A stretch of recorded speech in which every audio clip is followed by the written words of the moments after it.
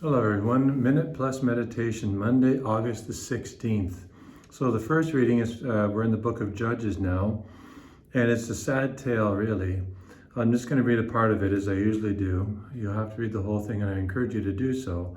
Whenever the Lord raised up judges for them, the Lord was with the judge, and he delivered them from the hand of their enemies all the days of the judge, for the Lord would be moved to pity by their groaning because of those who persecuted and oppressed him. But whenever the judge died, they would relapse and behave worse than their ancestors. That says it all, my friends. That says it all. This is a dynamic repeated, sadly, throughout the book of Judges and even into our own day. There's an old saying in the church, God fathers no grandchildren. And what this means in practical sense, every generation, we have to almost start from ground zero. We have to evangelize, not catechize. We do have to catechize, but we have to go after each generation with an evangelistic spirit. We cannot coast on our Catholicism because this always has gotten us into trouble. We lose, to use an old Rocky, we lose the eye of the tiger, an old Rocky metaphor. We lose the eye of the tiger. We lose the sense of sacrifice, of keeping the edge of our spiritual life sharp. We get comfortable, we coast, we get sloppy. It's fallen human nature. And it's all the way back, it's right there in the beginning. It's all in the book of Judges. Good judge comes along, everything goes well. A judge dies, they sink lower than they did before. Is this inevitable? It is absolutely not inevitable. It is not inevitable. This is up to you and me. It's on you and it's on me. This is why we need to be like the watchmen of the Old Testament. Always on guard, always vigilant. Every time you get out of bed, Lord, help me to enter the battle. We are not on a beach. Life is not a beach, right? It's a battle. We are here for a purpose, and that purpose is to get to heaven. We have an enemy who's always seeking to destroy us, destroy you, destroy me, destroy your children. So you have to teach them to be good soldiers of Christ. So this is super, super important, and that's what I'll give you to reflect on in the book of Judges. In the gospel, it's a man comes up to Jesus and says, "Teacher, what good deed must I do to inherit eternal life?" So Jesus tells him, basically, if you wish to enter life, keep the commandments.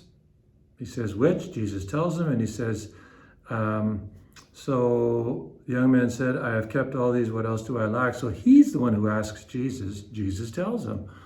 He asks Jesus for more. Jesus tells him more. If you want to be perfect, go and sell all you have and give it to the poor, and then come follow me. And he walks away sad. What did he expect Jesus to say? Oh, you're a good guy. Don't worry, you've done everything. No, Jesus is going to give us according to what we ask. If we just want to just eke into heaven, then maybe that's what will happen. But none of us should settle for that. Again, I mentioned this in my Friday sermon. It's on YouTube. But basically, the question is, Lord, what do you want from me? Not what do I have to do to get to heaven, but what do you want me to do? Because that will get me to heaven, won't it?